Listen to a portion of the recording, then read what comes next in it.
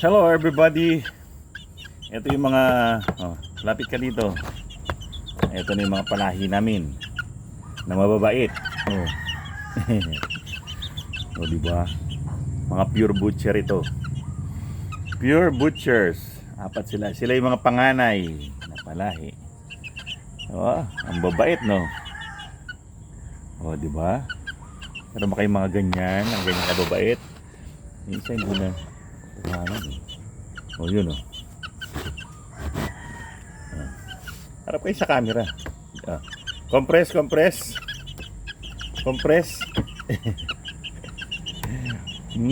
Okay, compress. Compress yan sila.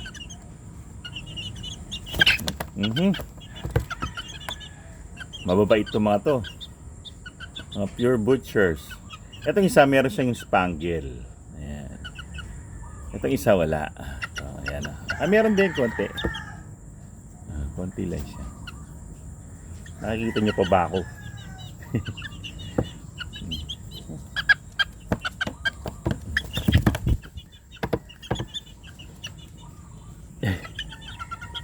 Meron ba kayong mga ganyang kababait na mga sisiw? Pa-comment naman. Yan mga pure. Malalaki na sila. Ano to? November 29 sila. November 29 born. So wala pa silang 2 months. Pero gaganda na ng sukat nila. Ito, nag-ano pa rito. Nagkamot-kamot pa. Mababait sila. Sobrang mababait. Huwag ka na tatalon sa akin. Diyan ka na lang. Tatalong ka pa eh. Ayan. Straight comb sila. Butchers. Straight comb ang mga butchers. Ito babae. White legs. Ito yung isa. Bumaba. Dito ka sa taas. Bumababa. Araw-araw, pinapawalan ko yan sila. Huwag ka nang huwag ka nang lilipad sa akin. Araw-araw silang gumagala. Kapag gabi, binabalik ko sila sa brooder. Tapos ang kinakain nila, Thunderbird Stag Developer. Yan ang pagkain nila. Ang inumin nila, Progency, ang vitamins nila. Kaya maganda yung sukat nila. Meron yung Chlorella Growth Factor. Kaya mabilis silang bumulas. Pero hindi ibig sabihin mas malaki sila sa ordinaryong manok. Hindi. Mabilis lang silang bubulas. Mas mabilis lang nila makukuha yung bulas nila. Para ni silang mahilig bumaba yung isa na yun. Ano ba na yun? Straight comb pati babae. Straight comb. Sige, bababa na rin to. Isa ng bababayan. Sige. Yun. Everyday lang silang ganyan gumagala. Kasama sila nung dalawang aso. Ayan. Kasama lang sila nung dalawang aso namin. Sige, baba ka na. Ayaw pang bumaba. Ayan sila. Yan ang ginagalaan nila. Maluwag. Pero backyard kasi namin to eh. Hindi talaga to range area. Pero since tinatamad ako pumunta ng bundok para dalhin sila sa Tito Manny para ipa-range. Total 4 lang naman sila. Dito na lang muna sila. Sa space na yan, pwede na yung 4 na manok. Minsan pumupunta sila dito. Ayan sila. Ayan. Minsan pumupunta sila dito. Ay, hindi ka makalakad na mabuti. Ayan, hindi sila pumupunta. Sige, isama lang sila. Ayan yung mga kasama nila maghapon. Ayan. Ayan pa. Ayan, gumagala silang dito. Sa mga matatanda sa kanila. Ayan, dyan. Gumagala sila dyan. Marami naman silang gagalaan eh. Yun nga lang, hindi talaga range area. Ayan, tapos mahilig silang mag-imbestiga dyan sa daluyan ng mga tubig. Pero malinis yan. Kanal, parang kanal pero hindi naman kanal talaga. Daluyan lang ng washing machine. So ayan. Yan ang kanilang galaan. Ayan. Ito yung mga ano nila, mga elder nila. Yan. Yan, maghapon lang yung ganyan. Yan yung mga elders nila. Yan sila. Oh. Pupunta sila dyan. Ayun, tapos tatakbo. Minsan natatakot sila sa mga malalaking manok eh. Ayan si Amboy. Diba? Maganda yung meron kang alagang aso na sanay sa mga manok, sa mga sisiw. Napoprotektahan nila yung sisiw. Pero hindi nila ginagalaw yung mga sisiw.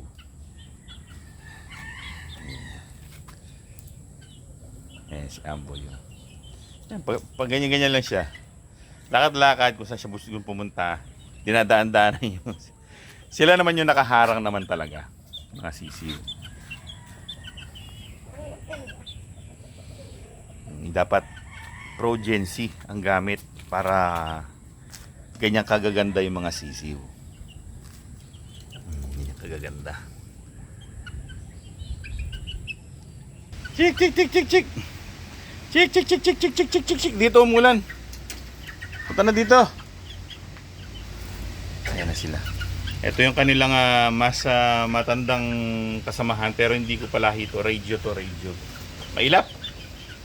Grabing mailap yan. Mailap. Hindi katulad ng mga to. Diyan kayo sa masilong. Maaga pa kasi. Mamaya po sila lalagay sa kanilang brooder. So. Binuksan ko muna. Oh, gabi na. Indikasyon na kailangan na silang umuwi dahil sumindi na yung solar. Oh, wala na. Tapos na ang inyong maliligayang paglabas. Amboy, tumigil ka. Oh, dito. Iano na sila. Isisinop na sila. Sinop. Ang dalawa. Gabi na. Oh, eto na yung ilaw nilang ginagamit. Dahil malalaki na sila at hindi naman sila nahahanginan, pwede na yung ganito. Siyempre, i-dim lang natin ng konti. Kasi baka masilaw sila sa ganito eh. Mas masad maliwanag. Dim lang ng konti. Para nakikita nila yung kanilang fooders. Oh. Ngayon, para sila yung makachibog, bibigyan natin sila ng chibog nila. Ito yung kanilang inumin, Progency. May nakasashay niyan, may naka 1 kilo na tab. Pag ganito, mas nakakatipid ka. Ano to? 800, no? 800 plus. 600 na lang namin to nabili sa expo. Kaya nagte-take advantage kami sa mga expo, sa festival. Nakakamura. Tapos meron pa siyang freebies. Mura na, may freebies pa. May chance to winning ka pa ng Oo, ng manok. Kung ano mang pa-premyo nila. Yes. Ito naman kung kaya tight budget, mura lang to, nasa 20 pesos. At saka kung konti naman yung sisiw mo, mas Pwede rin na to. yan.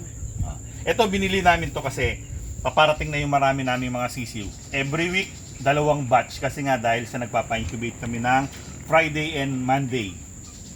2 batch kagad yung magkasunod na dumarating sa amin na sisiw.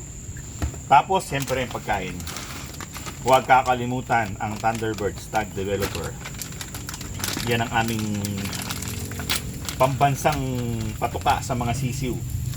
Talagang ito, reliable to. Matagal na namin. Sa una pa lang yan ang gamit namin. Lalo-lalo na sa mga sisiw, napakaganda nung Baby Stag Booster.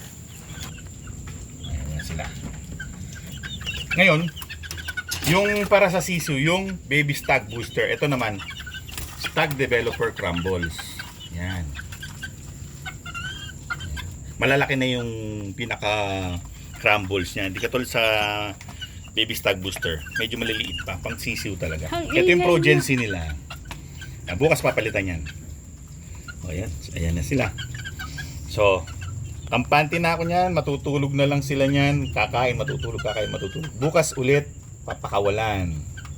Everyday yan. Kasi wala kaming range area at malamig pa yung panahon. Kaya ganyan ginagawa namin. Kapag gabi, balik sa brooder. Ayan, meron silang ilaw. Para sila'y nakakakita sa kanilang tinutuka. O, sarado na natin. Sarado na. At gabi na. Nilalagyan namin ng ng tabing na ganito. Para kasi ito open eh. Ito Tsaka may sobrang plastic. malamig. Oh, malamig kasi masyado. Yan. Para yung hangin hindi pumapasok sa kanila. Pang malaki to. Pang 1 month old itong style na to. Kasi meron siyang magandang ventilation yan. Kasi kapag umaga, nakabukas na yan kasi marami na silang pumupo para sumisingaw yung singaw ng pupo nila. Kaya malapad na yung pinaka ventilation nila. Pero kapag gabi, minimake sure ko lang na kapag gabi, katulad nito, ninilinis ko yan. Walang lamang pupo yan. Yan agad doon. Para hindi naka-accumulate yung pupo. Kasi pag di mo tinanggal yan, kinulog mo na ganito, ayan, naaamoy nila yung pupo nila. Diba? Mabaho. Pwede sila magkasakit.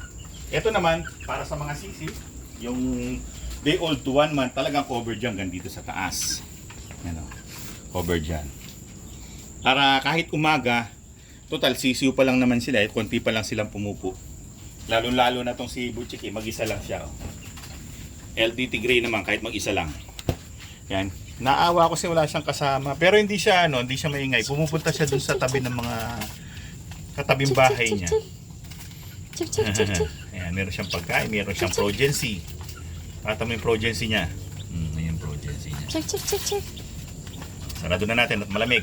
Okay. So well mga kaibigan, yan ang aming mga pure butcher na sisiw. Ang routine ko sa kanila kapag umaga hanggang gabi. Paparating na yung mga sisiw namin. Abangan nyo sa mga susunod na episode at sa Aling Mimay Show. Aling Mimay's Place. Yes, O, Mimay's Place. Mimay's Place. Mimay's Place na pala. Nagbago ng pangalan na Mimay's Place na. Kasi nga dahil sa nagkaroon siya ng konting aberya sa kanyang channel. Well mga kaibigan, maraming salamat sa inyong panonood hanggang sa susunod. At ilalagay ko dito ang lugar, Mimay's Place. Okay, sige. Ilalagay. Yan na. Thank you. Salamat sa inyong panonood. Paalam.